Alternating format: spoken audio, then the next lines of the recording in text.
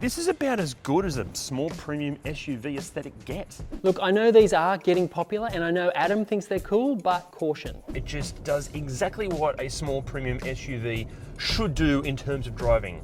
However, now that it's not new, okay, yes, when these are brand spanking new, they are fantastic. That's why they've become one of the highest selling small premium SUVs on the market. What about when they're not new? I mean, what goes wrong with them? How are they aging? What do they like to live with and drive now that they've got many, many thousands of kilometers on them? Most importantly, should you ever seriously consider buying one? But before we answer all of those questions and so many more, if you've even glanced at these on the used market, you'll see that there seems to be about 7,000 different variants and submodels. Tell you what, how about we make sense of all this confusion? For the earliest 2018 examples, you're gonna have a choice of just 2 models in 2 trim specs. However, later in 2018, the diesels were dropped in place of the petrol-powered T4. While the base spec Momentum drives the front wheels, and the newly introduced and mid-spec Inscription and higher-powered T5R design send power to all 4 wheels. For 2020, the T5 Recharge plug-in hybrid joined the range, capable of driving up to 46 kilometers on battery power alone. And when the petrol engine joins in, it can provide up to 800 kilometers of range. Again, as long as the conditions are perfect. And then for 2021, a full EV version arrived. It was powered by a pair of electric motors, and this just happens to be the quickest accelerating Volvo on sale in Australia. It can apparently do the 0 to 100 km/h sprint in under 5 seconds. That is impressive. More importantly, its range is claimed to be 418 kilometers, and when plugged into a 150 kilowatt DC fast charger, it can charge from 0 to 80% in around about 40 minutes. That is as long as the charger hasn't been ramped down at all, or maybe you've got to line up behind 3 other cars to wait for them to charge first, or maybe the charger doesn't work in the first place at all and it leaves you completely stranded. I mean, I know EVs are supposed to be the future, but for sake, this is ridiculous. Sorry about that. Look, the big changes came in 2022 when the entire range received a massive overhaul. The tech and features were updated. Even the actual model range itself, it received an overhaul as well. A single motor full EV joined the twin motor, the plug-in hybrid was axed, the T4 and T5 petrol engines were ditched for new B4 and B5 units with 48 volt mild hybrid systems, while Plus and Ultimate spec and bright and dark trim levels replaced the previous Momentum, Inscription and R-Design trims. And to make things even more confusing for our international viewers, there are even more engines and trim specs to choose from. But just when you were getting your head around all of that, in 2023, Volvo decided to change the name of the all-electric XC40 to the EC40. But then remember, this is a Volvo, so on top of all of that, you can choose a whole range of different option packs. But what each of those even come with will vary depending on the year. And then, thanks to all of this, the pricing can range enormously. They kick off from a bit under $30,000 and they top out at nearly $100,000. But this puts it up against some pretty serious competition. From Europe and the UK, you have the BMW X1 and X3, the Audi Q2 and Q3, and the Mercedes-Benz GLA and GLB. Plus you have the Jaguar E-Pace and the Range Rover Evoque. And then from Japan, you have the Lexus UX, not to mention the Mazda CX-3 and CX-5, which we know, look, it doesn't exactly tick the premium brand box, but recent top spec models are very impressive things. And just on the whole country of origin thing, look, yes, Volvo once upon a time were Swedish, but Volvo is now owned by Geely, and Geely are a massive Chinese company. Many of these are made in Belgium, but loads of them are made in China. But look, no matter what car you're looking at, it is critical that you don't pay too much when it comes to finance. That's why you should hit the Driver link down there. Driver will source you the very best car finance from loads of different lenders, and it's honestly the easiest and fastest process that we've experienced. Plus, there are no hidden fees. The whole process is completely free. Click that Driver link down there. Okay, now let's talk about exterior and looks for a moment. For me, Volvo nail exterior design. This is about as good as a small premium SUV aesthetic gets. I mean, the way it exudes the Volvo design language, yet it's still so sophisticated and understated, but it doesn't look like just another boring box on 4 wheels. It's just so impressive. Even the size, it is small. For me, that's a really, really good thing, but even then, it still has presence. However, it's not all great because there are a few common complaints. First of all, plenty of owners are complaining about premature brake wear. In fact, one owner mentioned to us that their Volvo dealership said if they can get more than 40,000 Ks out of a set of brakes, that could be a miracle. Some owners are even replacing their brakes every 30,000 Ks. That's pads and rotors. The problem there is we're talking Volvo parts, so they do charge a premium. In fact, quite a few owners claim that Volvo were charging for the pads and rotors nearly $1,800 for a full set. Also, owners of fully electric electric XC40s or EC40s are claiming that they're going through tyres at a rate of knots. It's not necessarily a Volvo or XC40 specific thing. EVs are heavier, they eat through tyres. So yeah, budget for tyres. Then there are just the reports of random electronic gremlins like the powered tailgate playing up, lighting and windows and mirrors not working properly. In saying that, a lot of these issues are generally covered under warranty. That is, if it still has any warranty left, because plenty of these are running out of warranty. Now, common issues inside, the big one is the bloody infotainment system. Loads of owners have complained about the previous Census-based system and the current Google-based system. They're both a nightmare. Apparently they're lovely to look at, but just not intuitive to use. For me, personally, I kind of see what they're saying. It's not the easiest. It's definitely not BMW iDrive levels of good. It's certainly not the worst system ever, but considering how, I suppose, good the rest of the car potentially is, it's just a bit of a letdown. Also, a few owners complain that apparently the infotainment system can have an impact on things like your indicator and parking sensor sounds. Sometimes they're there, sometimes they're not. Many owners also complained about the wireless charging pad down here. Apparently, it barely charges the phone at all, especially if the phone is providing a Spotify or a phone call or something like that. But then on the flip side, other owners complain that it charges too well and the phone gets incredibly hot. Also, apparently it's incredibly picky on the positioning of the phone.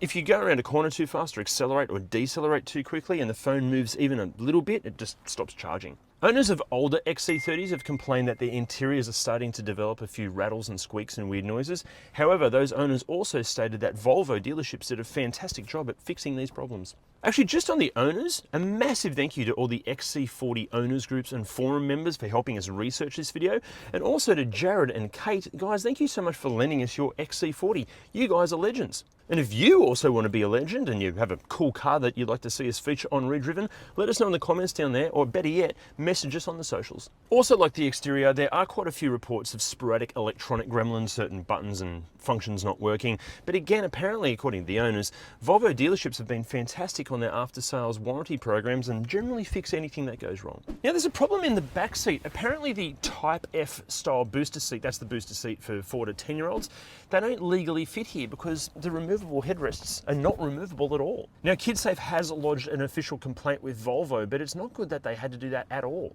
Aside from the common faults, but one thing Volvo just gets so right is interior design. Not just from a design looks wise, but just usability. This interior is so intelligent. Even as far as its resilience goes, this car has, over 50,000 Ks on it. It's used every day. Wear and tear is excellent. The leather still feels super supple. It could do with a bit of a detail here and there, but I hate this. I hate why do manufacturers put glossy black plastic in high traffic areas? Although in saying that, this hasn't scratched up at all. I know what they're using at Volvo, but this is pretty good. If you've got this, is this part of your car all scratched? One thing that is annoying, but this whole area here, it's like a magnet for fingerprints. We've cleaned it 3 times already when filming this. But besides that, nearly everything makes so much sense. Practicality wise, good sized glove box, but look at this, got a little flip out little hook there for your groceries or your laptop bag or whatever. The door cards, these are genius. So to save money, they've made it sort of out of kind of one piece of plastic, but because of that, you've got maybe the biggest door bins in the business. Plus, because it's all integrated into the design, they're carpet lined, so that'll keep your cold drinks nice and warm. You've also got, as I said before, you've got your wireless charging pad down here, but there's storage either side of that, and all your USB inputs are just slightly above it. 2 cup holders. Also, the bottom of these are removable, so they're easy to clean. Little storage cubby hole here, storage cubby hole here, storage, not really a cubby hole, but you could kind of put your phone in there, I suppose, in a way, sort of, kind of. And I think that's it for practicality up front. Oh, hang on, no. Oh, yeah, you got the drawers under the seats, under both seats. No, just under the driver's seat. Little channel here, don't know what you're going to put in there, but at least it's got it. No spot for sunglasses there, nothing kind of under there. Very good for practicality. Although, one thing that's annoying me is sort of the ergonomics. For some reason, I can't get totally comfortable. When the steering wheel is in the right position for me, my legs are too cramped up, and then when my legs are right, the steering wheel is a bit too far away. And this is extended all the way out to its furthest most position. I do have a weird shaped body, but maybe it's me. Also, it's important to remember, this is the most affordable Volvo model, and they've done a fantastic job at using cheaper interior materials and making them feel more expensive than they are. A lot of the plastics, the texture on the plastics it feels premium. Now, one of the advantages with buying a Volvo over some of the competition is that they generally load their cars up with features and equipment to win you over from the competition, like BMW or Audi or Mercedes-Benz. For example, at the absolute bare minimum, you're going to get dual zone climate control, power everything, including driver seat adjustments, the 9-inch screen with Apple CarPlay and Android Auto, and all of this and so much more. Then move up the range or go to a more recent model, and if you want a feature or a piece of equipment, chances are you can have it. A powered tailgate, leather or sustainable material upholstery, a premium 14-speaker Harman Kardon sound system, 360-degree camera. The list goes on and on. And also, don't forget, you have also all of the various option packs available. These can include things like a panoramic sunroof, automated parking assistant, adaptive headlights and ambient interior lighting, even a more performance-orientated driving experience. And also, being a Volvo, obviously we have to talk about safety, but to make this next part of the video hopefully more engaging, how about we have somebody Swedish do the next voiceover? Som ett minimum kan du förvänta dig 7 krockkuddar, autonom nödbromsning för både framåt och bakåt, körfältsassistans, döda vinkelövervakning, låsningsfria bromsar, plus dragkraft, stabilitet och vältningskontroll. Men senare och nyare modeller inkluderar också mer kraschundvikande och autonoma funktioner. Sammantaget är det en Volvo, den är säker. Now, if you do require all of the specific details or the ultimate used XC40 buyer's guide, go to ReDriven.com and check out our completely free cheat sheet. It will answer all of your questions. Now, speaking of high performing and unique looking Swedish things, I'm exactly 4 centimeters shorter than Swedish actor Bill Skarsgård. This is in my driving position, and it's interesting. Good news first, loads of knee room, loads of foot room, but then odd things. Weirdly, I feel a little bit claustrophobic because it's quite dark back here because these pillars are massive, and the seating position itself is odd. I feel like I'm sitting a bit too upright and there's not a lot of support under my legs, so it almost feels like I'm sitting too upright that way, but then the horizontal bit is almost, it's not, but it feels like it's leaning down a little bit. It's comfortable enough, but I don't know, I'm not sold. As far as wear and tear in this particular model goes, obviously every XC40's wear and tear is going to differ between examples. But in this one, it just needs a proper detail. It's not too bad, leather's still good, door cards and everything. There's a few marks, but easily cleaned. Then as far as practicality in the back seat goes, you've got map pockets, you've got your own air vents. Interestingly, you've got 2 USB-C charging ports in the back, but USB-A charging ports in the front. Why? Odd. Excellent sized door bins, and they're easy to get to. You don't have to break your wrist to actually get to them. Little storage platforms either side of the seat. What are you going to put there? Bits of Lego, bits of old food? That's just going to gather dust and crap. Pull down armrest with 2.5 cup holders. There is a spot for small pretentious coffees like I like. Today we're going to go with, let's go macchiato. Now, as far as practicality in the boot goes, this is super impressive. First of all, size-wise, it's about what you'd expect in a vehicle of this size. Very, very good. But there are so many cool features. You can slide this down and pop that forward in case you're a fan of pole vaulting or the javelin, just slide that straight through there. But then, this section, this all lifts up. So you've got more storage under the floor of the boot, but then you've got this divider, so you can put some groceries here and they don't slide around everywhere. Or maybe you can just hook your grocery bag onto these little hooks. Then there's more storage here with a little elastic strap so it doesn't fly around everywhere. So clever. You know what I loved about driving these when they were brand new? They're just honest. It's not trying to be a performance SUV. It's not trying to fake being a luxury SUV. It just does exactly what a small premium SUV should do in terms of driving. However, now that it's not new, I'm not so sure. Good things first, but it's small enough that it's just so easy to park and negotiate any traffic. Yet at the same time, it never feels intimidating, next to a truck like some other small SUVs can. Also, this one is bloody quiet. There are no rattles, there are no weird cabin noises, although the engine note is a bit meh. Now, owners claim the fuel consumption across the board is pretty good. It rarely ever matches the claimed figures, but generally comes pretty close. However, the negatives, like plenty of teenagers these days, the XC40 can be overly sensitive. See, some of the safety systems are calibrated that even the slightest incline can send off all of the beeps and bongs or even trigger an ABS lockup. And then there's the suspension, or more accurately, the ride quality. It's okay. It's nowhere near as sorted as the locally tuned Hyundai and Kia stuff. And in this particular example, I feel like maybe the front suspension bushes are already on their way out because there's a bit of a clunky and knocking feeling. Also, the transmission in this one, it feels like it's doing its best impression of the classic Matthew McConaughey movie Dazed and Confused, because it's constantly dazed and confused and hunting for gears, although maybe it just needs a software update. Also, the bloody annoying stop-start technology in this is just so clunky when it stops and starts. Then you got the steering. Even in its most dynamic setting, it really lacks any feel. And because of all this, I feel like it's lost some of that premium feel that you might be expecting in a Volvo XC40. I can't believe I'm saying this, but a Mazda CX-3 or a Mazda CX-5, even when used, they feel more premium to drive than this thing. Also, the cost of OEM wiper blades, not just on Volvos, but on all cars, can be ridiculous. Plus, trying to choose which ones to buy out of the thousands of options at your local spare parts shop can be totally confusing. Hit the WiperTech link down there to get 15% off and free express shipping on some of the easiest to order, easiest to fit, and best working wiper blades we've ever used. But aside from the driving concerns, mechanically, what can go wrong with these? I'm really sorry, I can't tell you because I'm not a qualified mechanic. But you know who certainly is? It's Jim. Overall, mechanically, they are considered fairly reliable, but most of them are quite new and still under warranty. Now, we are talking Volvo here. Now, good sales figures for Volvo are nothing like some of the Mazda and Toyota alternatives. And you've also got to consider the support network, and it's nowhere near as good as some of the other brands. Now, some say that alone is a good enough reason not to buy one, because limited support at the dealership level now is one thing, but that is only going to get worse as time goes on.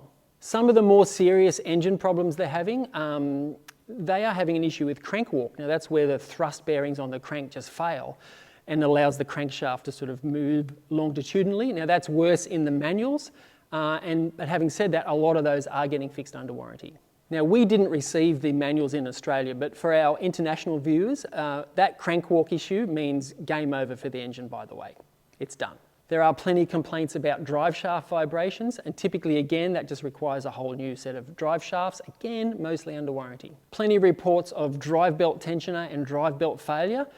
Again, warranty, but remember, the warranty's not going to be around forever. Less serious problems do include some complications with the purge system or the evap as well. The evap is basically where it just sucks the fuel vapor fumes out of the fuel tank. As Adam did mention, they do chew through brakes, and a common problem too is just where the brake discs warp and just cause a terrible vibration. Plenty of reports and complaints about the front strut top mounts. They just are noisy and creak. Again, under warranty.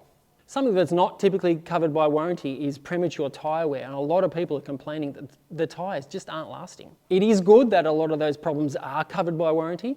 And with these cars, a lot of people are drawn to the free servicing that's on offer. Now, I would just caution anyone there with free servicing, because typically anything that is free quite often is not that good. Another thing that buyers are finding attractive is the hybrid and EV models. The hybrids and EVs in these can be a bit hit and miss. People are having issues with the hybrid cooling systems. But more seriously, a lot of these are having issues with their ERAD, that's the electronic rear axle drive system. It just fails, and again, under warranty, but just remember that warranty is not going to be around forever.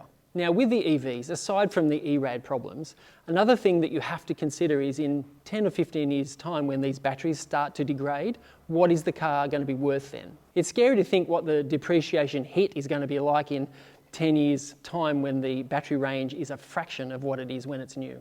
Another thing with these, they are plagued with electrical issues, not just in the hybrid systems, but all throughout the car. Screens, modules, control modules, all over the place. They're having a lot of electrical issues. Some of those can be attributed to the secondary or the support battery. Often that is the problem.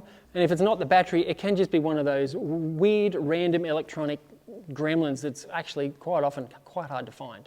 It's worth mentioning too that Volvo as a brand, despite them being considered reliable, and the fact that there's no one big catastrophic issue that kills it, and there doesn't even seem to be any class actions at the moment, it ranks very poorly on all of the dependability studies. Is that because they just have a multitude of small issues? I don't know, but they do rank very poorly. So after all of that, should you buy one of these? Well, that really comes down to the specific example you're looking at and how long you're planning on keeping it for. See, the problem is many XC40s have been purchased under lease arrangement by owners that have no intention of keeping the car for the long term. And even though servicing costs are often included into these finance plans, plenty of these owners still skip or delay critical maintenance. Do not buy any XC40 that has any question marks surrounding its service history. For these things to last, they need fastidious maintenance. As for how long you're planning on keeping it, well, look, obviously it's too early to judge long-term reliability. But if history is anything to go by, Volvos of recent don't exactly have an outstanding reputation for mechanical or electronic longevity. The cost of parts and labour often ask a premium, and the depreciation can hit pretty bloody hard. So as utterly brilliant as an XC40 can be, long-term ownership, it still raises a few question marks, which is something that doesn't seem to affect one of its competition, this. But if you weren't to buy this or that, what would you buy instead? Let us know in the comments. See you next time.